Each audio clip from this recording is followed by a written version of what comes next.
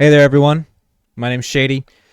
My original intent of what you were about to see was to do LTA fantasy, but it quickly becomes more of me expressing my opinion on the LTA and of the LCS this season, as someone who started watching during the LTA era, i.e., last season.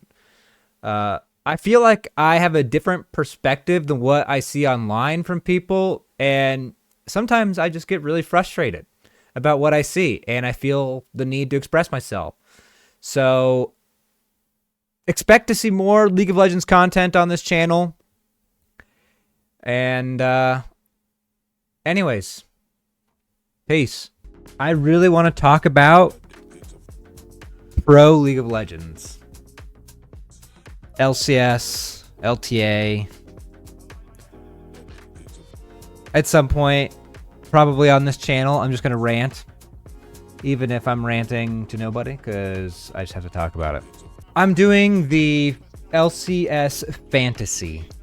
And I am developing the logo for my fantasy team. Now, I am going to do this because, I watch LCS pretty much every weekend. But I'm an LCS purist. I don't watch LCK. I don't watch, CB LOL.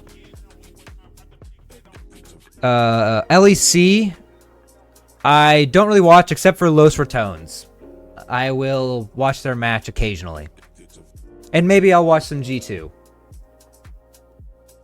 Maybe some MCOY. Maybe. But LCS, I pretty much watch every game. I was a big FlyQuest fan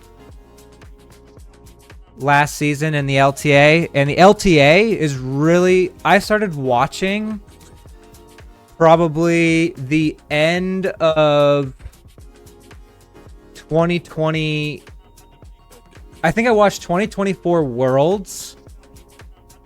FlyQuest really piqued my interest. I didn't watch any league before that. I didn't even know who FlyQuest was when they got to 2024 Worlds. They got to quarterfinals, I think, but it was a big deal because NA never gets far in anything.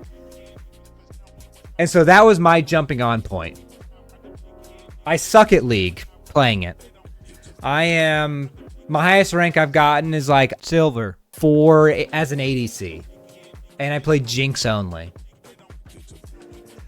I've probably played a lot more hours of ARAM. I've probably played more ARAM than anything else on League of Legends.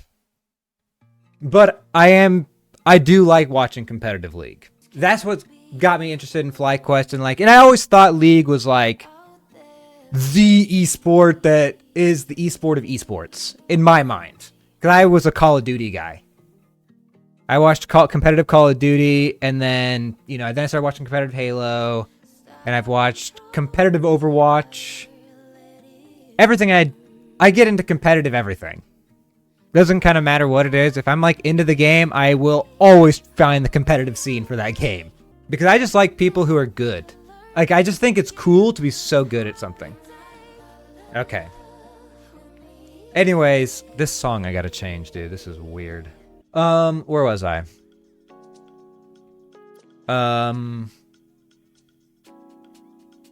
FlyQuest. End of Worlds. They got quarterfinals, big deal. So I was like, oh, cool. And so that always just stuck in my mind. LTA starts. And then what pulled me into LTA was the fact that it was now combined LTA North and LTA South. And I know people on the scene hate that. They hate it. Hated it for whatever reason. But that's what got me interested. Because I thought it was cool that now that there was this rivalry, I guess, kind of between North and South.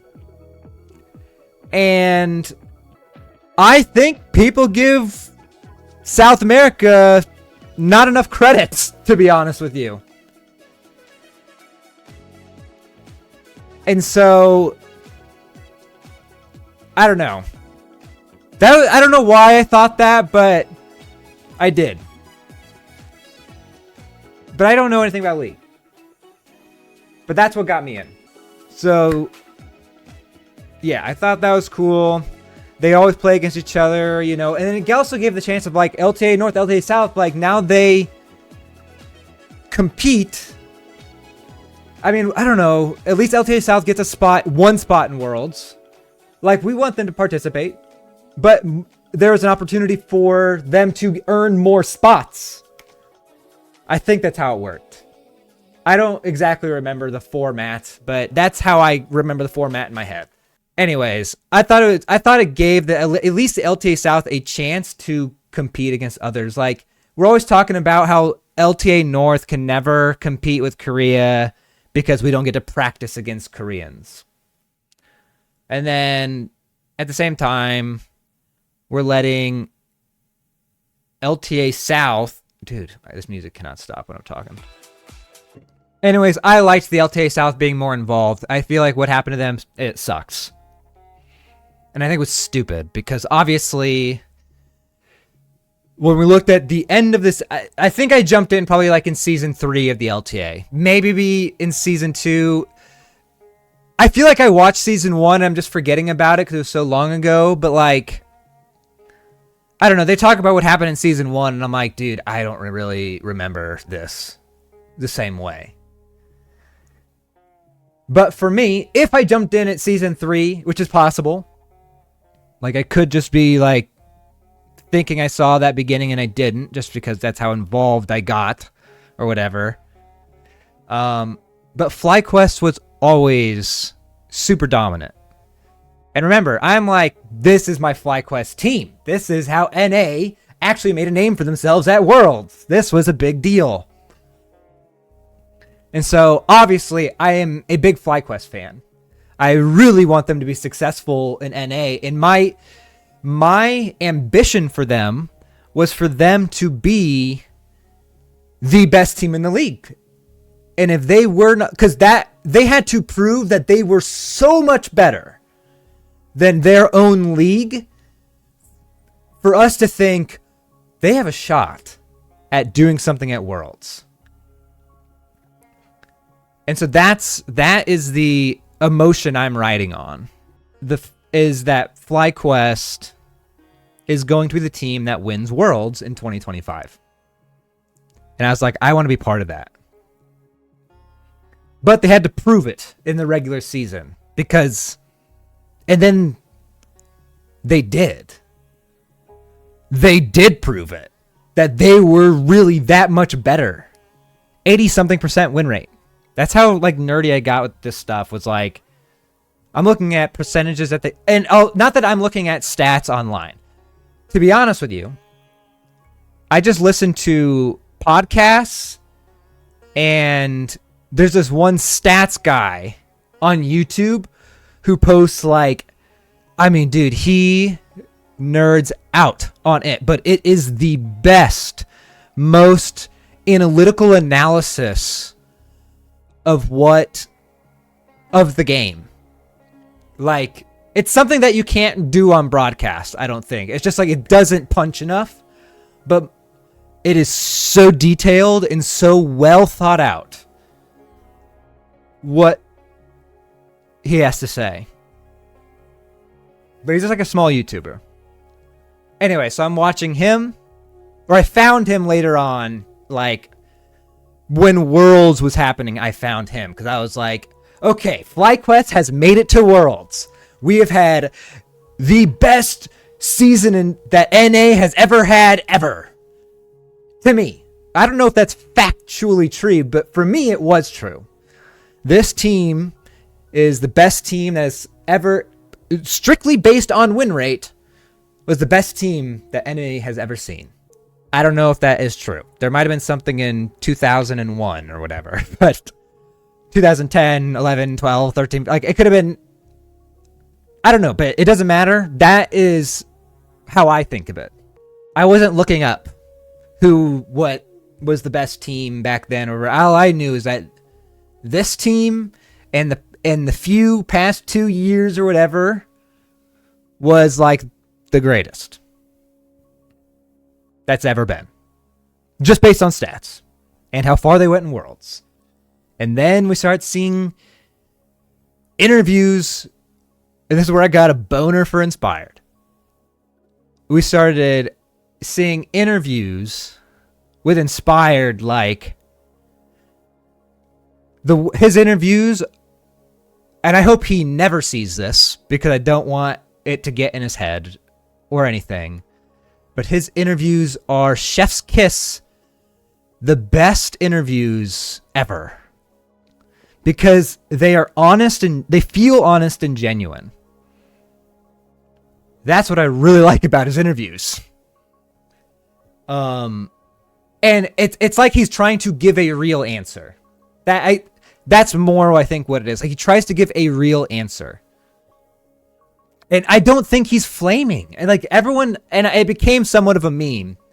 Even though he's had many more interviews that are both just as good. But that one in particular was very good because they had just won. But he's still, quote unquote, flaming. I don't think he was flaming. He wasn't flaming. He was just being honest in an interview. Anyways, I love Inspired, but I hope he never sees this. And I hope no one ever shows it to him. Because I don't want him to think, just do your interviews the way you do them, dude. I don't know. The whole team was so good. But in particular, Inspired. But Inspired wasn't the only one. Bwippo. Best top laner. Okay, maybe I'm getting too off track to what the whole point of this talk was. I'm going to stop glazing FlyQuest for a little bit and get back to where we were. The old FlyQuest. I got nothing against the new FlyQuest. They're fine. But they aren't the team that I came in on. And like, speaking of like what team is my favorite team. I guess circling back, I'm doing the LTA Fantasy League this season. I'm going to watch again because there's some, I think I'm still interested. I'm still interested in NA. Obviously very disappointing way how it went last season. Very disappointing. It was so good up until the end, in my opinion. Anyways, we're doing the Fantasy League. Should I just keep glazing FlyQuest, dude? Like, I just have so much to say. Anyways, FlyQuest was good in Season 3, good in Season 4. I liked the way they played the game. I really liked how they played the game. Like, I don't know. Oh, I was talking about what interviews, just like my interviews and stuff the things I watch. Anyways, I watched just like that Stats Guy. Oh my God, that was probably forever ago now. I watched the Dive podcast. Right, what I was talking about is like, I don't go look up stats myself online. I mean, I did a little bit during Worlds, but during the season, I'm not on like the different stats pages and stuff, but I do listen to a Stats Guy whenever he talks about the LCS, which is like, feels like he never talks about it. But what he does, I do. I watched The Dive on the LCS channel, which honestly, excellent content. So good. Such a good podcast for the scene. I like my recommendation to them as a businessman is they need to make a paid Patreon for extended episodes. Like, do what you're doing now. Get an extra, even 30 minutes, an extra 30 minutes to an hour's worth of content that is behind a paywall. I know that's probably a bad take to take, but as a businessman, that's what I'd be saying to them. Because, I don't know, me as a fan, as an older fan with money to spend, I would pay for that. But that's just me. Anyways, the Dive podcast is excellent. I've recently been watching the JLXP podcast. Don't remember what it stands for, but like Jat Leesman Experience, I think is what it stands for. I think he's Jat on broadcast. His podcasts are pretty good too. he also does one with, I think his name's Velios. He's an LEC broadcaster. They recently started doing it, and I kind of recently just started watching it because say what you want about Los Ratones joining the LEC, I do want to watch what they do. I don't even watch any of those streamers. I do not watch them at all. I don't really know even what those streamers' content is. Like Baus. I know of Baus, really. That's all I really know of. I know like the other names exist, but Baus is the one that I kind of remember. And how he's like the Messi of League, or he basically just plays like odd champs and makes good getaways. You know, he plays it on the edge. So you're expecting an entertaining watch. And that's another aspect of pro play that is, I don't know, being interesting to watch is good. Whippo. I don't think it's the only thing. I think players need to play how they play. I think players need to play to win and not to... It needs to be natural. It has to be something organic. Anyways, I watched that content. Anyways, yeah, players need to be just, you know, play to their best of their ability. All that being said, I'm doing LTA Fantasy this year.